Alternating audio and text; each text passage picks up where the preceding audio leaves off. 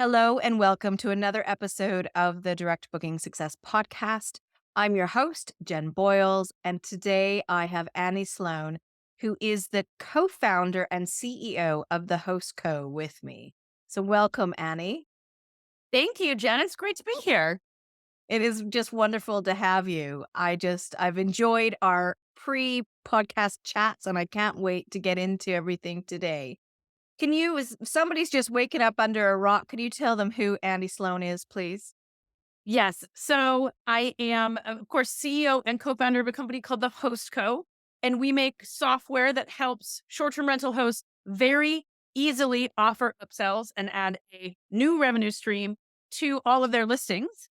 I'm also a short-term rental host. So created this product because I had short-term rentals and was facing these upselling issues in my own rentals. Right. Besides that, I live in California, but spent much of my youth also growing up in Canada. So I'm a hybrid, if you will. That's right. A hybrid. Love it. Love it. Okay, so let's get into your background because you said you're a short term rental host. How long have you had these properties that you've been renting? So I started renting out my apartment in Craigslist, arbitrage style, right? I didn't own it in San Francisco before Airbnb existed. So I first rental I ever did was on Craigslist, which is really sketchy. I don't recommend that to anyone ever. But successively, because I was living in San Francisco and working in San Francisco, right at that kind of cusp of technology time, right? I would say, I want to go to Guatemala for a month, right? Or I want to go to Southeast, I want to go travel. So I would do renting out. And then with Airbnb starting successive apartments in San Francisco, and now I have vacation rentals in Joshua Tree. Brilliant. Brilliant. I love it. And I love how you basically was doing the model Yeah. before Airbnb started. No regulation. I would say, oh, send me a picture of your license. Like no regulation, no insurance. Again, products have improved. Yes. Yeah. Sketchy. Sketchy is Yeah. the right word. And Yes. also being in the same city where Airbnb started. I think that's brilliant. That is great. Okay, so how did the Host Co. How did this idea come about? So you're renting out your own places so you can go traveling. How did you get into sort of the upsells and what you wanted to provide? When did Joshua Tree and your rentals come into that story? They came in a bit later in the last probably 5 years. I turned to real renting. But how the Host Co came about is my co-founder, his name's Michael. He's great. If anyone meets him. He and I met as producer directors at HGTV, and we worked on all manner of shows, Curb Appeal, Landscape Smart, Design to Sell, Design on a Dime, Color Splash. It could go on. A lot of those shows are rinse and repeat, as some of you guys know. But he left in, I'm going to say 2008 with a designer from HGTV, and they started a real estate and property management company in the Joshua Tree area. So what they would do is they would flip houses really quickly because, of course, I mean, that's our secret skill. I could flip a house in no time after I've done it on TV for years and years, right? They would flip these houses, vacation destinations, furnish them, and they would sell them as a ready to go vacation rental. So here are the keys. Do you want us to rent it tomorrow? The listing's already up. We already have the permit. No, anything else you need. And they would sell that at a premium because, as many of you know, too, if you're making your own listings, especially the first few listings, oh, what Wi Fi do we need? Oh, what kind of gate do we, what kind of lockbox do Yeah. we need? It's all done for you. Here you go. So Mhm. they built up this very large, and they also ran the property management company. So they were still getting 25% of the revenue on every property they sold on the rentals. Really smart model. Very Uh, smart. Very smart, and also beautiful, beautiful design too. So of course you're going to want that. The photos are already done, right? So Michael and I for years would talk about, hey, our guests are asking the same questions over and over again, and we're not able to fulfill them. Or they're asking them in a very singular way. They're going to text you at midnight. Hey, we're 30 miles from a store. We've had 2 bottles of wine and we ran out of firewood. What do we do? Right. That Right. was just, Yeah. especially in Joshua Tree, it just happens over and over again. Or, hey, where can we get a massage around here? Hey, it's a special occasion. Do you know of any chefs we could bring in? All of these questions we just saw on repeat. And I am a big data person. And I went, okay, well, I think we can solve this because we know there's a problem, this repeated problem. And also, we're losing out on a lot of money I mean, be hospitable, but when your guest checks in, it's a sunk cost in most cases, right? There's this joke in Joshua Tree that your guest checks in, they crank up the AC and then throw open the windows, right? So you Yes. Yeah. start losing money right away. How are we still able to earn off of their stay throughout the entirety of their stay in a way that actually solves their problem? So that's how the host co started. Okay. Now, when we're talking about upsells, let's talk about sort of hospitality versus upsells so that we Yes. are maybe hospitality and upsells is a better question. What is sort of the difference between the two? What are the kind of things that we should be charging for? What are the things we really should not be charging for? Yes. I think that is people often hear upsells and go, "Oh, that's so tacky," right? I don't want to offer something to anyone. But if you look at the way hotels do it, that is the way we should be doing it in the short-term rental space. You are never selling anything. You are never nickel and diming anybody. You are never saying, "Oh, it's $2 for a toothbrush. I'm going to charge you for your towels," right? Yeah. The only right? I mean, and you would leave immediately. This isn't a hostel, right? And people are also buying your hospitality and they're also reviewing you, right? So the things that you should be upselling are the things that are outside of a budget that you can afford. So keep giving your welcome basket, keep giving that starter bundle of firewood, but a massage, getting a vendor to come in and do a massage, a chef, really, big souvenirs, a bundle of snacks, right? Just give a snack or give a bottle of water, of course. But things that are really just outside the realm of what you can give. Firewood is a really good example because I'll give free firewood, but if I just say unlimited firewood, somehow my guests are roasting a pig back there until 6 in the morning. Right? You can't have it be endless. And your guests are accustomed to some of those upcharges. So even late checkout, early check in, you can do that on OTAs, but we make it much easier and more profitable for you, which is nice. But pool heating, extra pet fee, right? We see fresh flowers is a big one, which we can get vendors to bring in. Mid stay cleaning. Again, you're not going to give that away for free. Maybe if you're doing $5,000 a night and they're staying for 2 weeks, but in general, your guests are going to be asking you for things. And once you kind of start listening for it, you go, oh, that's something that I should be charging for and putting in a store. So not only can I charge for it, but they stop texting me at midnight or my property manager, or they're going through the OTA and it should be on your PMS. It makes it a very smooth, kind of seamless problem solver. Yeah. And that's a, you can say, okay, I've had guests that have asked for certain things, but then I think, oh, but how am I gonna actually do it? I don't wanna have to deal with it. Like, even tickets to a local attraction or something like that, or we have wild swimming near us in Liverpool, and, I can arrange for a session. It would be so wonderful if I could just say, "Just look here. Just look Yeah. on my shop and choose what you want to buy, and then you can decide where to go," because there's just less manual labor needed, and also the phone calls, yes, 2 in the morning, "Oh, what something's wrong with this, something's wrong with that." So, yeah, got it. Alright. So this is an online shop. It's like having your own store.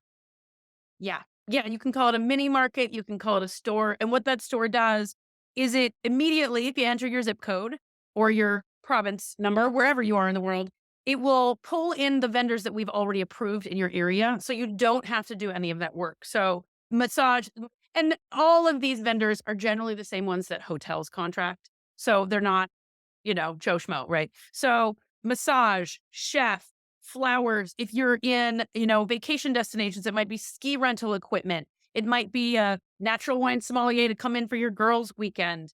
It might be portrait photography. So it's going to already enable you to offer those local services that we've approved. You can turn them on or off Mhm. and then add your own. So if you're like, oh, I live on the farm, we'll put out a blanket and make something romantic for you. Or, hey, my sister's a portrait photographer and I want to add her as a vendor. It will essentially ping her and say, hey, this person wants this thing at this time in this place. Can you fulfill it? And then she can say yes or no, and it'll process the funds and it'll pay her for it. So it's an Yeah. ecosystem. Then all of a sudden removes what you said, not only the questions, but when before we had this, I would give people, okay, yeah, you should call this person at this spot, right?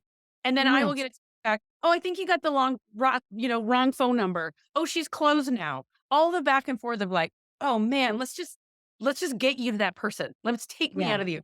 Right. And these are places that your guests are going to want to do anyway. So if they're wanting to rent a bike, they are going to have to then spend time on their phones looking around your local area to trying to find that right place. If it was in your online shop and you can say, just go to this link, they can go ding, it's done. You're helping them, which is another hospitable action, isn't it? Yeah, and they are generally willing to pay, not much more, but pay for the convenience. You're on vacation or you're going on vacation, you are time poor and cash rich or richer, right? And you don't Yeah. want to spend 4 hours doing that. Just tell me where to go.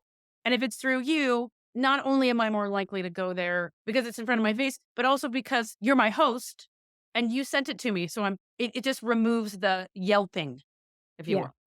Well, that's it.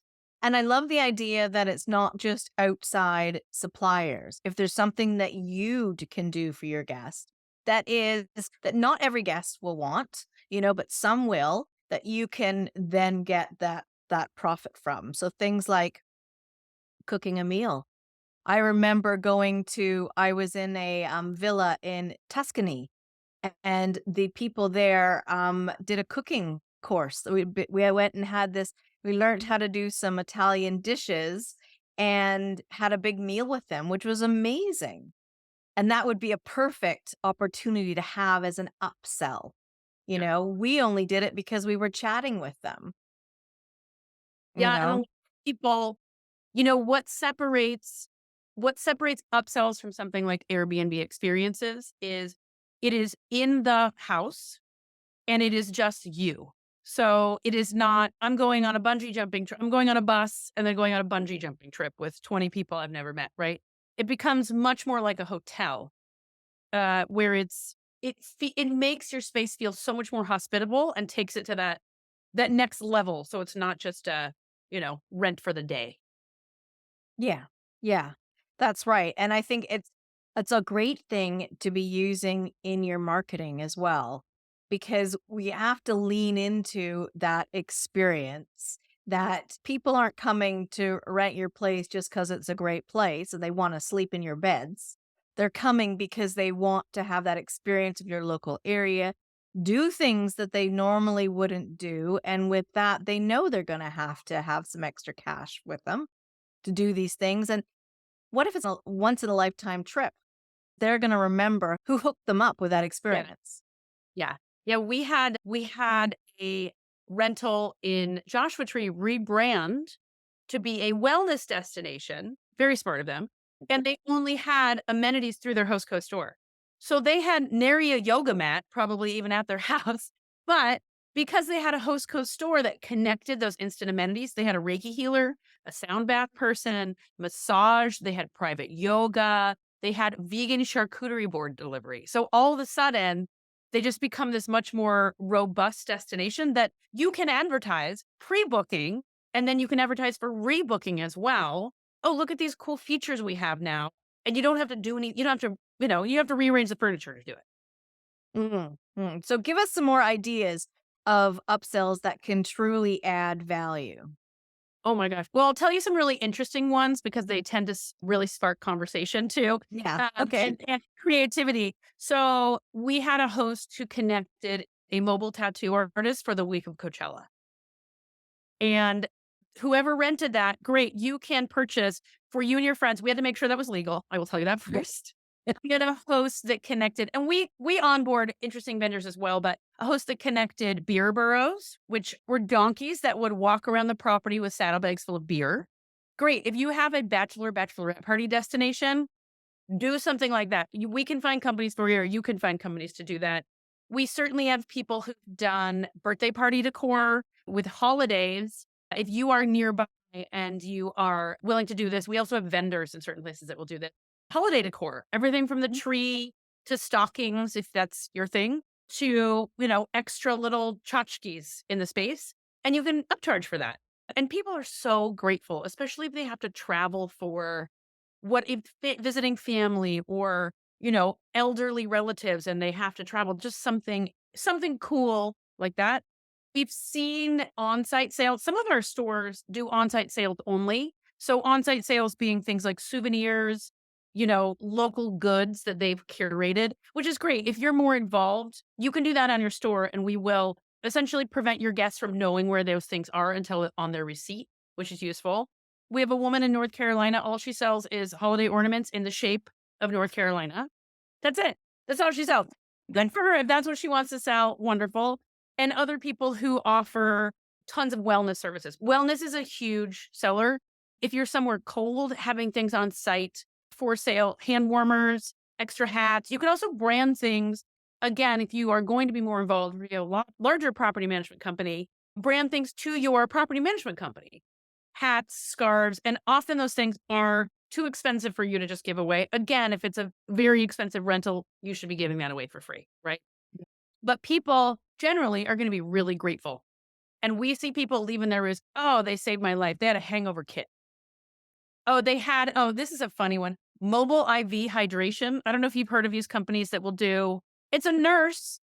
Well, we had this, it's a Super Bowl in Phoenix that we had balloon arch in the shape of the team colors. We had a charcuterie board in the shape of the different teams, which I didn't even know was possible. And if it's your guys' weekend and there's 10 of you, 10 guys, of course you're going to get it.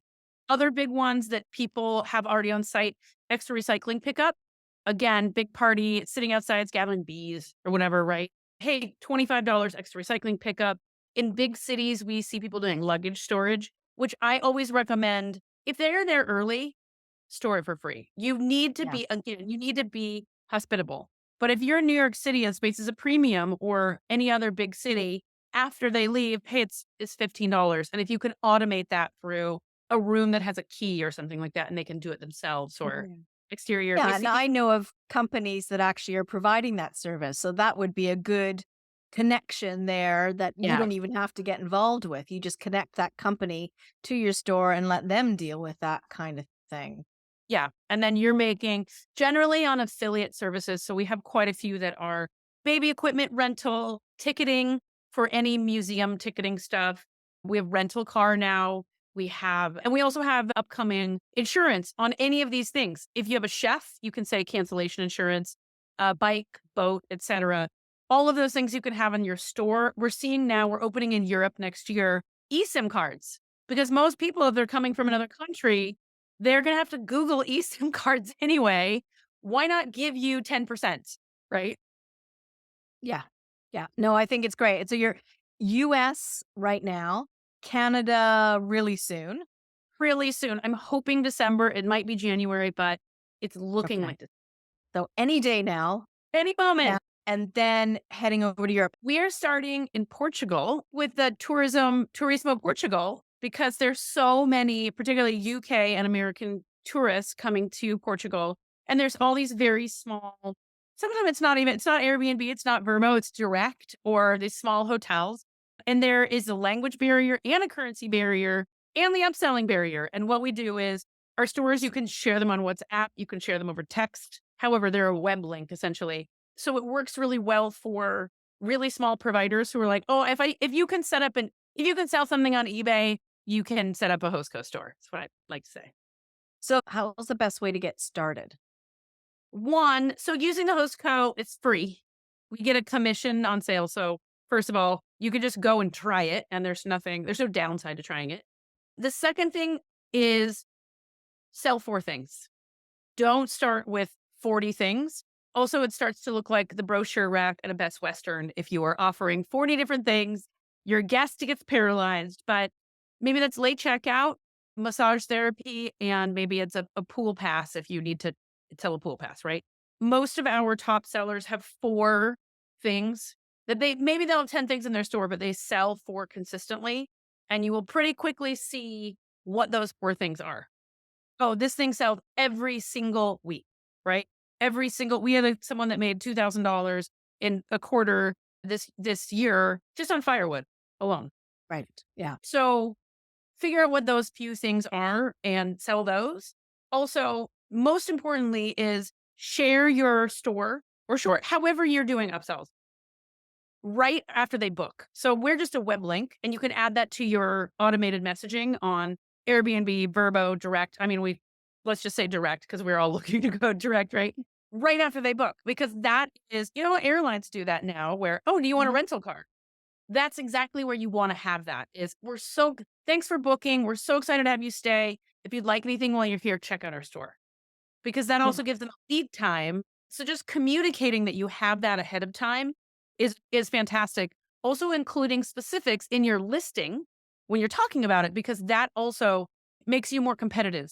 So there may be 30 cabins in your area, but you're the only one, even show a picture of it. They can do massage or can do s'mores kits, right? Or whatever it is that you have to offer or ski rental delivery, right?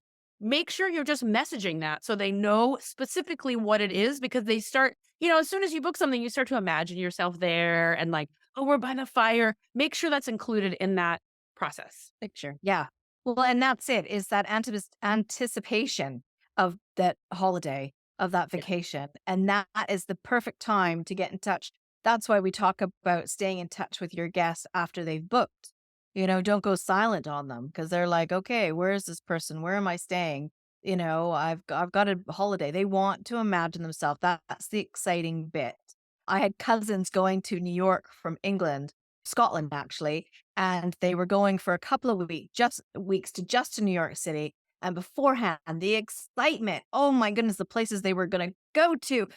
Once they were there and people got sick and they realized that New York is like very big, very Yes. loud, a Yes. lot of, inbound energy. They were like, wow, you know?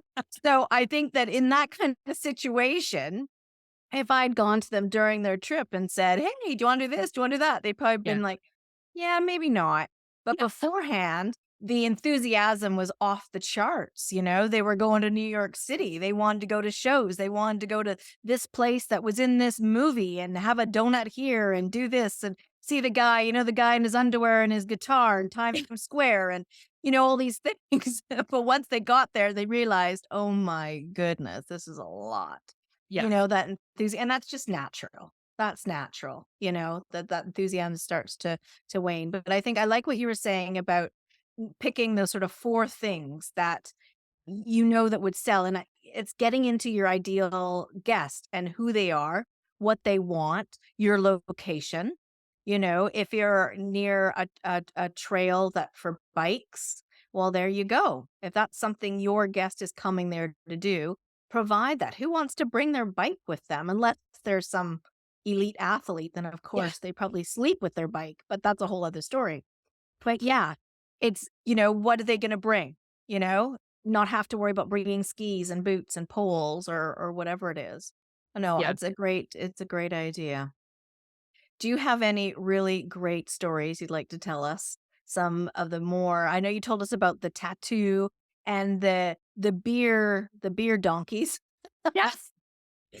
I will say one of the best possible stories we had is we had a property manager in wine country in Southern California, and she signed up for the host and less than a week later, and you sign up and you're like, oh, I'll see if this works. I hope it works. We also have QR codes for you, all that if you want magnets. But I think everyone signs up and they're like, oh, it's kind of a new thing.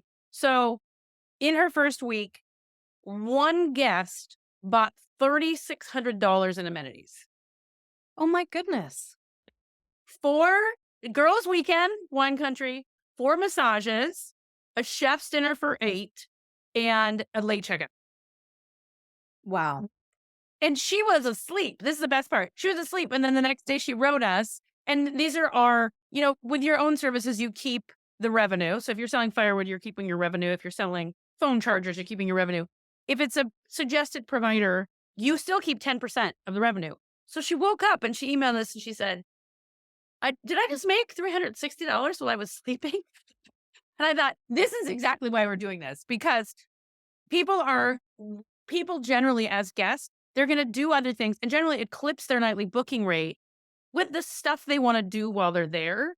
And if you Mhm. just kind of give them a nudge in the right direction as the host, they're like, "Oh, there you go." I mean, Yeah. that's highest sale. We've seen some big boat pontoon boat rentals plus we can do insurance for it, but in the 3,000 range, but I was like, this is the best story ever because she started less than a week ago, right? That's a That high is five cool. as a business owner, right? Yeah. No, that really is. That's really cool. And what about people coming back? Like how is this helping with people's direct booking? You talk about it before, we can talk about it in our marketing, but what about return guests? Oh, this is so cool with direct booking, and I am way pro direct booking. It is a way, having amenities is a way to add something new for returning guests. So, you know how you're going to have a marketing stream with return booking? Hey, and often the message is, we have a discount for you or get 20% off, etc. One, that's fine. Two, you can only say that so many times, right? But when you have amenities and you switch them out, particularly seasonally, you have a new reason to reach out to your guests. Hey, we're offering holiday decor, right? This summer, we have a Reiki healer that's available for our guests. So it actually creates such better, more sticky marketing messaging because if your guest is going to get 5 things from other people that say discount, discount, discount, and you don't want to give a discount anyway, what is the value add? What is the plus that you are offering? And that is gonna get them to come back. That not only is gonna get them to come back, but if their friends see it, I mean, think about the beer burro, people taking photos and putting it on Instagram. "Oh, where did you stay? I want that too." So Mhm. it really is a marketing it it adds creativity to your marketing in a way that you can't do if you're always saying the same thing.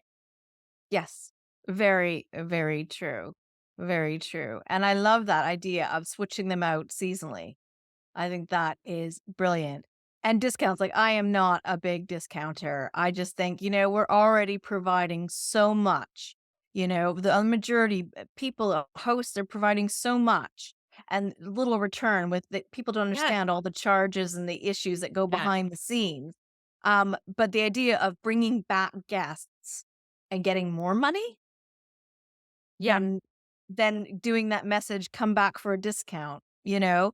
And they're yeah. getting that's giving them more value. I can see that being more perceived value for them and their stay, for their memories than, "Hey, I got, 20% off," and who even knows what 20% is, you Yeah, know?